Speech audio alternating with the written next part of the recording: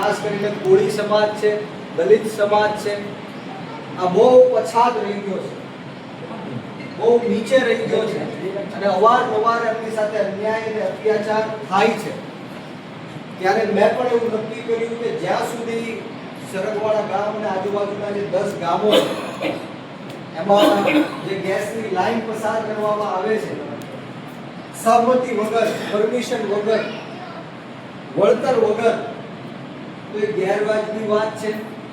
ત્યારે મેં પણ નક્કી કર્યું કે જ્યાં સુધી આ ગામોને ન્યાય નહીં મળે ત્યાં સુધી હું પણ એ આંદોલનમાં સામેલ થઈશ અને સરકાર સુધી એમનો અવાજ પહોંચાડીશ. તમે જોયું હશે સોશિયલ મીડિયાની અંદર મારું બહુ શાંતિપૂર્ણ આંદોલન ન હોય, હંમેશા પોલીસ સાથે, અધિકારીઓ સાથે હું મોરો જ દેતો હોઉં છું, બરોબર. એટલે આ પહેલી વાર હું શાંતિપૂર્ણ આંદોલન આપણે 2-4 દિવસ કરવાનું છે. પરંતુ ગામના લોકોને મેં કીધું કે 2-4 દિવસમાં જો પરિણામ ન મળે તો જે પાઇપલાઇનો આપણા ખેતરમાં નાખી છે એને ઉપાડીને આપણે બહાર નાખી દેવાની છે. જસદણ વિછિયાની અંદર ગેરકાયદેસર રીતના ખાડાઓ ગાળ્યા, ટાવરો ઊભા કરવા માટે પોલીસ સાથે ઘર્ષણથી બધા લોકોએ જોયું હશે. ત્યારબાદ ખેડૂતોની સાથે રહીને ખાડા પૂરવાનું પણ કામ કર્યું અને આવનારા સમયમાં જે ટાવરો ઊભા છે એને ગેસ પેનલ્ટી કાપીને ટાવરો પાડવાનું પણ કામ કરવાનું છે. કારણ કે ખેતરો આપણા છે, આપણી સહમતિ વગર ત્યાં ટાવર તો શું એક ખીલી પણ એ લોકો નાખી શકે નહીં. અને 2011 ની જંત્રી પ્રમાણે વળતર એ યોગ્ય વાત નથી. સરગવાડા ગામે 1 વીઘાના અંદાજિત 1 થી 1.5 કરોડ રૂપિયાનો વીઘો છે અને જો આ ગેસની પાઇપલાઇન આવે એટલે એના સીધા ભાવ આવી જાય 30 થી 40 લાખ. તો આ ગેરવ્યાજબી વાત છે. તમામ આપણા સમાજના અને દરેક સમાજના, ખેડૂતનો કોઈ સમાજ હોતો નથી, નાતી જાતિ હોતી નથી, પરંતુ આજે આ 10 ગામનો વારો આવ્યો છે, આવતીકાલે બીજા ગામોનો વારો આવશે.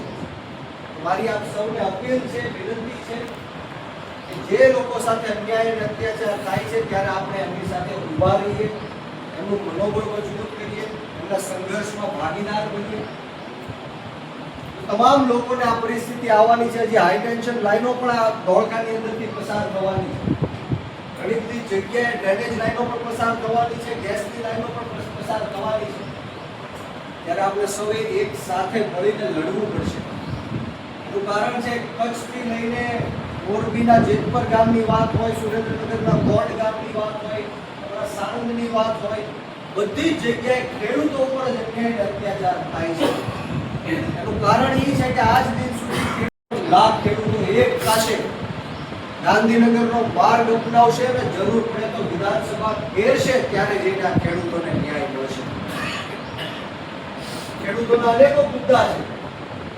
મારી ઉંમર તો બહુ નાની છે, વડીલો બેઠા છે એટલે વિશેષ વાતો નથી કરવી, પરંતુ આવનારા સમયમાં કોઈ પણ ગામમાં કોઈ પણ લોકોને મારી જરૂર પડે, અડધી રાતે ફોન કરજો, તમારો હોકારો બનીને અડધી રાતે હું તમારા દરવાજે ઊભો હોય છે. તમને સૌને ખ્યાલ છે કે સોલંકી પરિવારનું આપણે ગુજરાતમાં અને કોળી સમાજમાં કેટલું મોટું યોગદાન છે.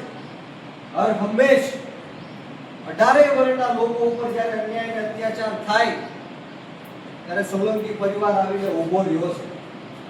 ત્યારે આપને પણ હું વિનંતી કરું છું કે ગમે ત્યારે પણ એવું લાગે, મારી જરૂર પડે તો મારો નંબર રાખજો. મારો એક જ નંબર છે, ઘણા લોકો પાસે તો મારો નંબર હશે.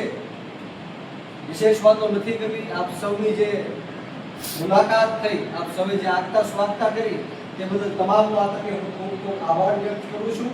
અને આવો સાથ સહકાર અને પ્રેમ હંમેશ બન્યો રહે એવી ગણપતિ બાપાના ચરણોમાં પ્રાર્થના સાથે આપ સૌને જય જવાન, જય કિસાન, ભારત માતા.